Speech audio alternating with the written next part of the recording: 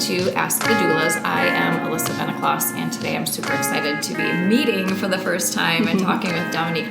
She was one of my past sleep clients. Welcome.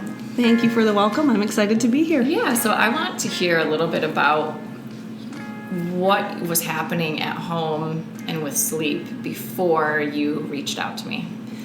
Yeah, so Kinsley is 11 months now, and before we reached out, it was getting to a point where she wasn't taking naps, and if she was taking naps, it was like 15 minutes at a time. She was fussy all day.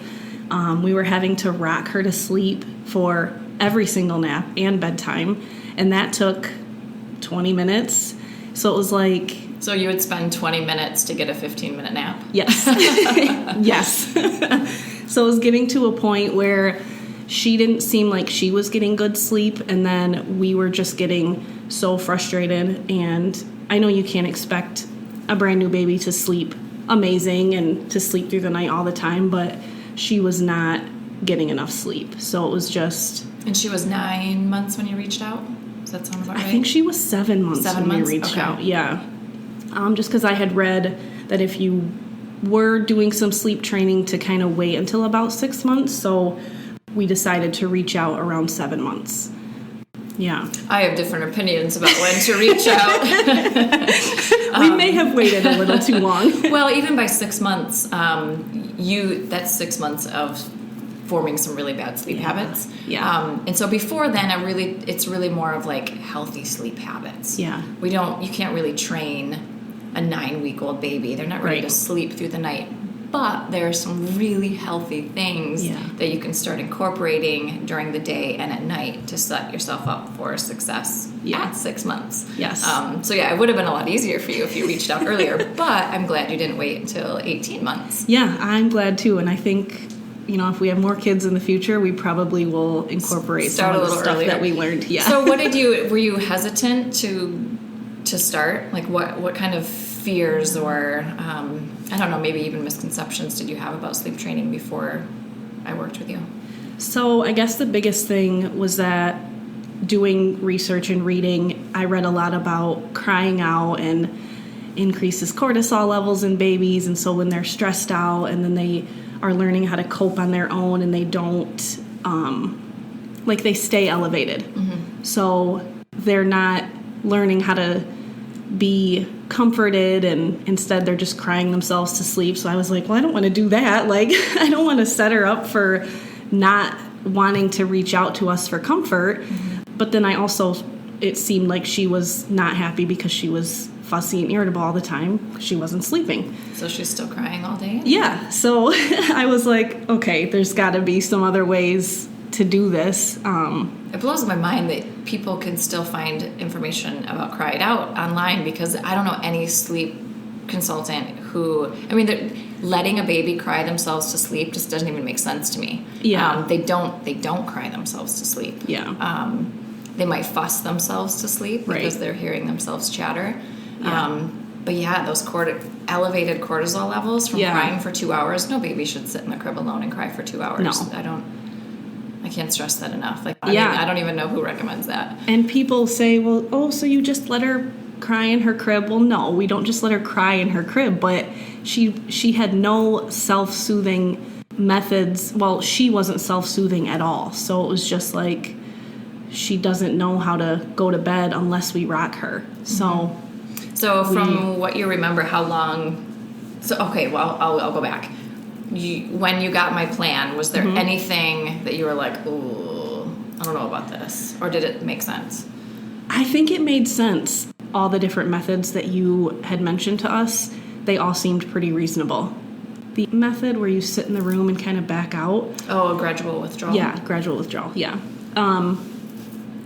It seemed worse when we were in the room. Mm-hmm. It was like she wanted to lay down and know that we were right there. It was like, why are you in the room and you're not picking me up? Mm-hmm. So that did not work for her. Yep, you have to, listening or figuring out, knowing your baby's temperament is first and foremost what drives the sleep method you use. Because oftentimes these ones where the parents are in the room with the child, it's way too stimulating. Yeah. Baby is either like, you're here, why aren't you touching me? Why aren't you holding me? Or, hey, it's party time. Like, I'm going to get up and I'm going to sing and dance in the crib. Yes. Because you're here. Yeah. So I'm glad you noticed that. Yeah, we kind of figured out that it was better for her that we didn't sit in the room, but it did help for us to go back in, periodically and soothe her. So how long do you remember until you started to see results? Oh, man. The first night. Yeah? Yeah, we, so I think we started with bedtime, not her naps, because we got your plan, and I was going to be off work for a few days, so that first night, instead of rocking her for 20 minutes, we did her bedtime routine, which was another thing that we incorporated. Instead of nursing her to sleep, I was nursing her, and then we would change into pajamas, wash her face, read her a book, and then put her to bed. Mm-hmm. And so that very first night, laid her down, she cried, because we did like 3 minutes, and then went in for 30 seconds, and then 3 minutes. And I think it was 2 rounds. So she cried for 3 minutes, I went in, she cried for another 3 minutes, I went in, and then it was like quiet in her room. Oh my gosh, what's going on? What's happening? And I looked over at my husband, and I was like, this can't be real. Are you kidding me? Right? So it was amazing. Like, she went to sleep, and I think that first night I want to say she slept for about 6 hours, and then she got up to nurse, and then she went back to sleep fine. So, yeah, the first night. Yeah, so a lot of times it's just allowing them the opportunity to fall asleep on their own. I can't tell you how many parents are like, my baby has to be nursed, my baby has to be rocked, I don't let my baby cry, I go in. Well, 3 minutes of crying, it's not a lot, right? No, if you consider all the crying she's done, right, because of lack of sleep and overtiredness, 3 minutes is nothing. And that's all she needed. Yeah. To literally soothe herself to sleep. Yeah. That's what she did. Yeah. And we felt good about it. It wasn't like we felt like we were neglecting her by letting her cry in her crib. It was just like she put herself to sleep, and now she's getting a good chunk of sleep. So we were really happy with it. Yeah. Sometimes it's just kind of looking at sleep a different way. Yeah. And realizing that cry it out means you put your crying baby in a crib, you shut the door, you walk away, and you don't go back in. And nobody wants to do that. And I don't want to do that. But, talking about cortisol levels, it's a natural response to anything. Your baby goes to the doctor, you go to the dentist, like our cortisol, it's a fight or flight thing, like they raise. The thing with a baby that helps bring that back down is a loving caregiver. So she has you and dad, right? Yeah. You're the buffer in this situation. So even crying for 3 minutes, her cortisol levels might rise a little bit. Yeah. But then you came in after 3 minutes, and she saw you were there. And, I talk about sleep cues sometimes, like, say goodnight, I love you. You have these sleep cues that you repeat, and then their cortisol levels go back down. Yeah. And then they might fuss for a few more minutes, and then they're out. Yeah. It just happens. It was amazing. Yeah. What is there anything else that you had maybe thought that I would have told you? I guess, was there any other surprises? Or from those misconceptions of like, oh, I can't believe she's telling me to do this, or I can't believe she's not telling me to do that. I guess, so in the first email we got with the plan, I think you had said her first nap should be 60 to 90 minutes, and then her second nap should be like 90 to 120 minutes, and I was like, there's no way she's gonna sleep. Like, up until that point, her naps had been maybe a half an hour during the day, and she was getting maybe 2 naps a day. So then we tried it with her naps, and she did sleep an hour that first nap, and then we got a couple of longer, like hour and a half. We've only gotten a few 2-hour naps out of her, but that was a big shock, because I was like, man, she really hasn't been getting as much sleep as she should have been getting. So, well, and it's funny because we think she's so tired during the day, she's not napping. She just has to be tired enough to sleep all night. Yeah. And it's counterintuitive. They need sleep during the day so they don't get overly tired, and then they don't fight sleep at night. So right now at 11 months, though, that morning nap should only be 30 minutes, FYI. I don't know what you're doing right now. So her naps have still been a little bit of a battle. Okay. And we've kind of gotten to a point where we're letting her sleep for that first nap because that seems to be her best nap of the day. And if we cut it short, sometimes she doesn't take a good nap the rest of the day. So we're still kind of tweaking that a little bit because... Is she sleeping through the night with one feed then? Yes, and we've cut out her nighttime feed now. Okay, so she can go all night, like a full 12-hour... Not a full 12. Okay. She will sleep from about 6:30, and then she's still waking up around 4:30, 5 o'clock, so then we put her back to sleep.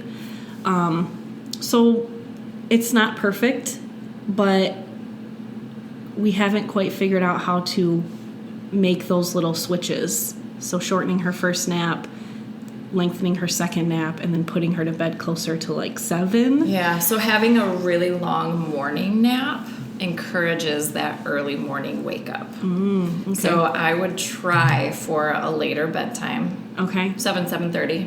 Okay. And don't let her sleep longer than a half an hour in the morning. Okay.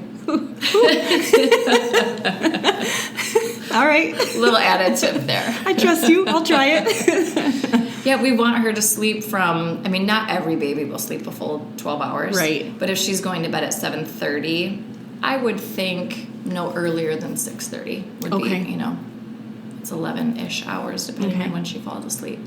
And that would be nice because getting up at 5, 6 in the morning is not ideal. And then remember that 2-3-4 rule. Oh yeah, 2 So after she wakes when up. she wakes up, she'll be tired about 2 hours, and then 3 hours after that wake up. So let's say you have an ideal. Let's say she wakes up at 7 o'clock in the morning. She should go down for that first nap at 9. Okay. Sleep from 9 to 9:30. And then 3 hours after that, which would be 12:30, she should have a 2-hour nap. Okay. An hour and a half is fine. Not all babies sleep 2 hours. Yeah, okay. But at her age, she should want to sleep about an hour and a half. Okay. And we have been doing that, the 2-3-4. It's just she's been getting up so early, so it's like if she gets up at 6, we're putting her down for her first nap at 8 in the morning. Yeah. Which does seem really early to us, but it just... But she's also going to bed really early. 6:30 is pretty early. Yeah. And so, sometimes by and you 6. can't just do, like, tonight, you can't just put her to bed at 7. Oh, no. If she's been up since 5:30. It'll be so a hot mess. It's like slow 15 to 30 minute increments. Okay. But you have we have daylight savings time on Yes. Sunday, which messes everybody up. Yeah. And probably by the time I air this recording, it will be past daylight savings. But we can still talk about daylight savings. So, and it might actually help you. So let's see. Spring forward, 7 o'clock is really going to be 8 o'clock. So her 6 o'clock, 6:30 bedtime is going to be 7:30. Yeah.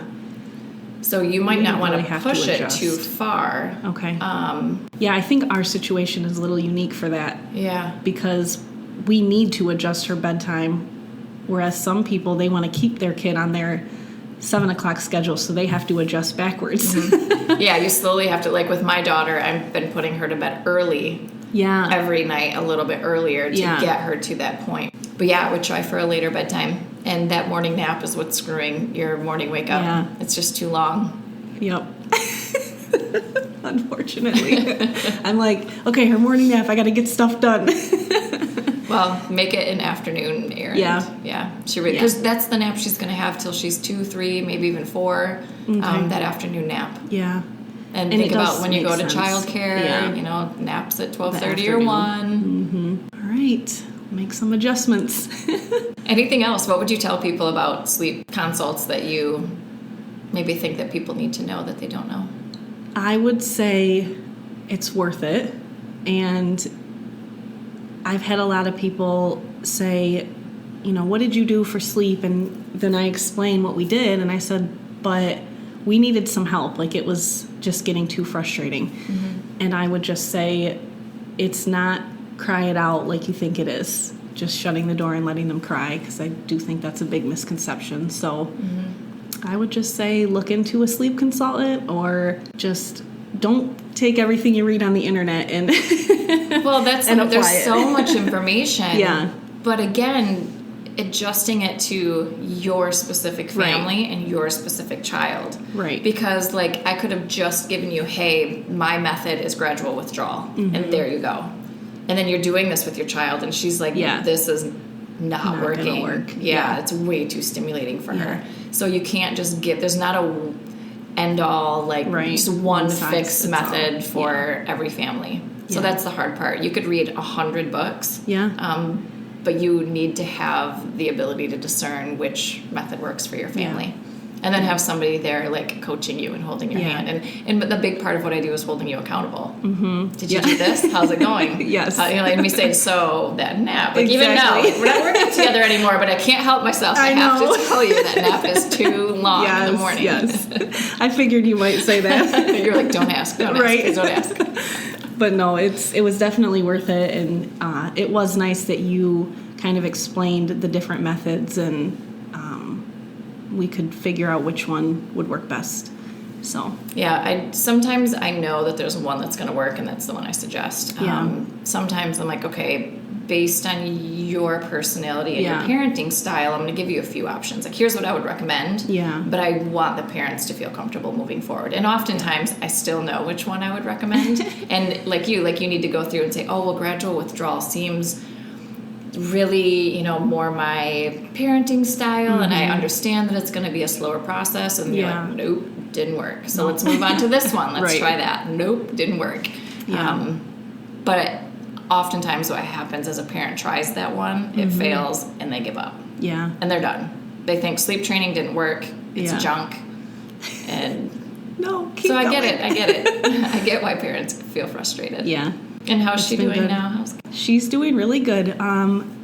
She's starting to walk. Well, she is walking. So she's very busy. So we're keeping up with her now. Yeah. But awesome. She's doing really good. Well, thank you so much. I love hearing stories from clients. Did I ever get a picture of her? I love getting pictures of babies. I'll have to look at a picture on your phone. You'll have to show me before you go. I will. I don't think I've seen her. I will do that. Well, thanks again for joining us, and thank you everyone for listening. You can find our podcast on iTunes and SoundCloud, and our website's goldcoastdoulas.com. Thanks for listening. These moments are golden.